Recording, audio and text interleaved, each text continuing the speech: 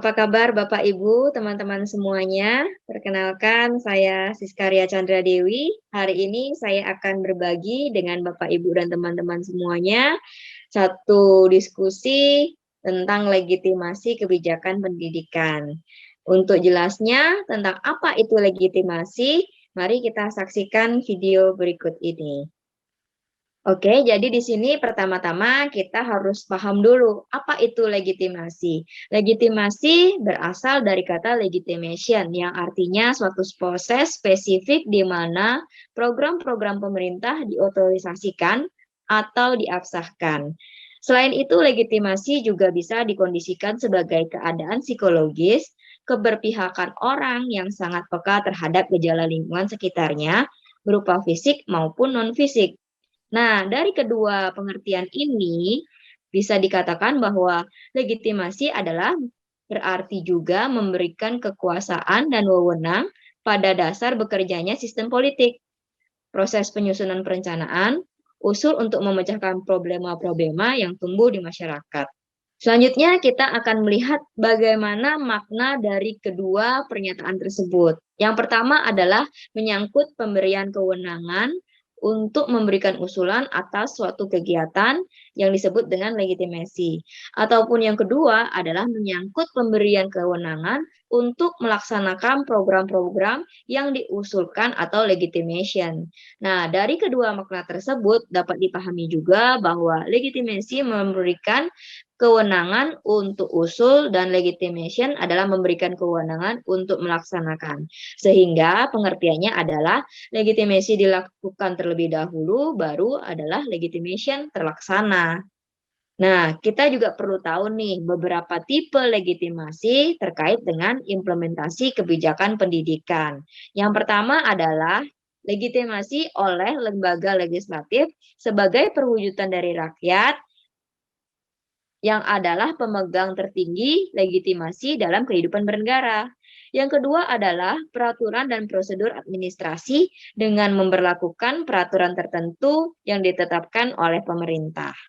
Yang ketiga adalah sebagai lembaga peradilan dengan maksud untuk melindungi warga negara yang berupa ketetapan hukum.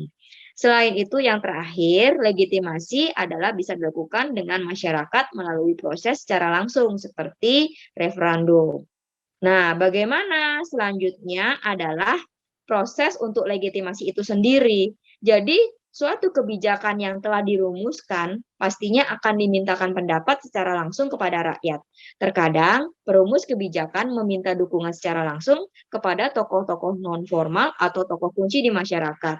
Nah, tokoh-tokoh formal ini adalah tokoh kunci yang sangat berperan penting terkait dengan pelaksanaan dari kebijakan yang diputuskan. Karena tentunya mereka semua akan memberikan pengaruh besar nih dalam pelaksanaan legitimasi tersebut. Nah, di negara-negara yang menganut sistem liberal seperti Amerika Serikat, prinsip yang dijadikan pedoman dalam legitimasi adalah koalisi. Nah, jadi dengan doktrin majority coalition building, maka rakyat adalah sebagai pemegang legitimasi dari apa yang dilakukan oleh pemerintah itu. Ketika itu, pastinya tentunya rakyat bisa mengambil suatu keputusan atas apa yang dilakukan oleh kebijakan tersebut. Bagaimana dengan Indonesia?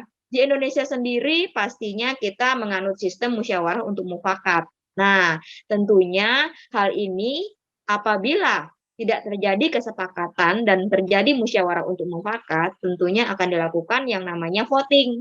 Jadi voting ini adalah terdiri dari 2/3 orang-orang dalam legislatif akan melakukan pernyataan setuju, barulah kebijaksanaan tersebut bisa diputuskan dan dilaksanakan.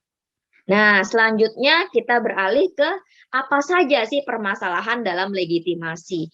Yang pertama adalah terdapat resistensi dari ex-aktor kebijakan yang sudah tidak lagi menjadi aktor lagi.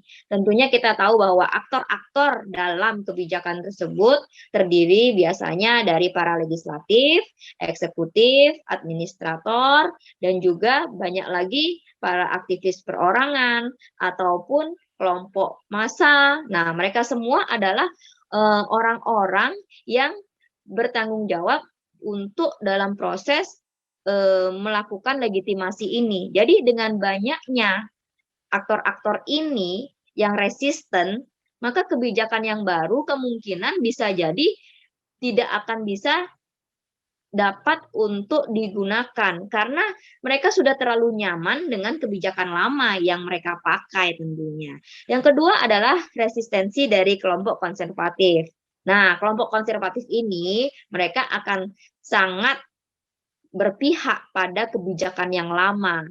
Ya, jadi tentunya terhadap kebijakan baru yang harus saja dirumuskan, mereka akan merasa dirinya itu tidak dapat untuk melakukan kebijakan tersebut dengan maksimal. Jadi mereka tentunya akan memutuskan untuk dapat menjalankan kebijakan yang lama saja. Yang ketiga adalah sebagai akibat dari adanya resistensi kelompok konservatif dan ex-aktor, kebijakan yang tidak lagi menjadi aktor terbawa nih, ya, dari pengikut-pengikut ex-aktor yang lama.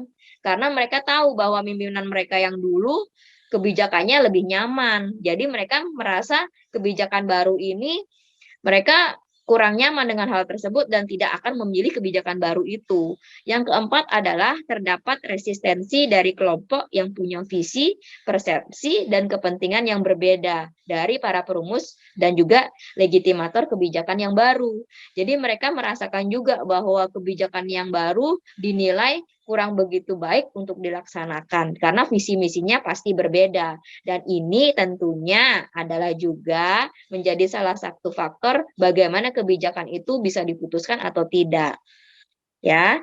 Jadi kita lihat bahwa sebagai untuk legitimasi, kita perlu adanya keterbukaan ruang publik. Nah, jadi di sini gunanya untuk apa? Supaya kita bisa menjalin sarana diskusi dengan masyarakat untuk menyampaikan kebijakan baru dari para perumus kebijakan. Dengan demikian, barulah ada sarana bagi masyarakat memahami dengan lebih detail bagaimana kebaikan dan juga proses dari kebijakan baru tersebut dilaksanakannya.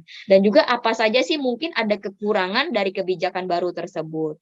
Nah, yang kedua, adanya komunikasi yang terjalin baik antara perumus kebijakan dengan masyarakat. Jika sudah terjalin komunikasi yang baik, yaitu komunikasi dua arah dan bukan hanya komunikasi satu arah, maka masyarakat dan juga perumus kebijakan dapat saling memahami dan juga saling mengerti kondisi dari kedua pihak.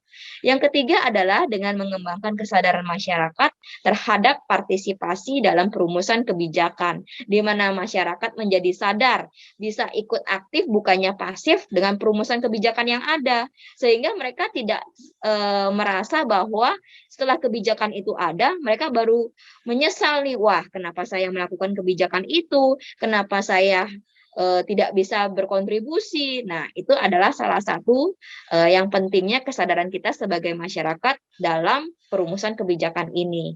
Yang terakhir adalah yang paling penting, karena kita perlu media komunikasi yang bisa memberikan informasi edukatif terhadap kebijakan baru yang dirumuskan. Dengan demikian, dimanapun kita berada, di daerah manapun kita berada, kita dapat memahami bagaimana para perumus kebijakan ini membuat satu rumusan kebijakan yang baik bagi kita. Tidak hanya kita menerima berita-berita hoaks akan efek dampak dari kebijakan baru. Jadi kita harus bisa memberikan satu kontribusi juga sebagai masyarakat, sebagai yang tadi itu yang dikatakan bahwa kita adalah pemegang kekuasaan tertinggi dalam pengambilan keputusan atas analisis kebijakan yang kita akan lakukan.